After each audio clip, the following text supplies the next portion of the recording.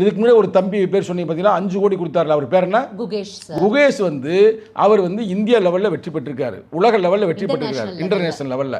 அப்போ அவருக்கு ரூல்ஸ் பிரகாரம் எவ்வளோ கொடுக்கணும்னா 50 லட்சம் தான் கொடுக்கணுமா.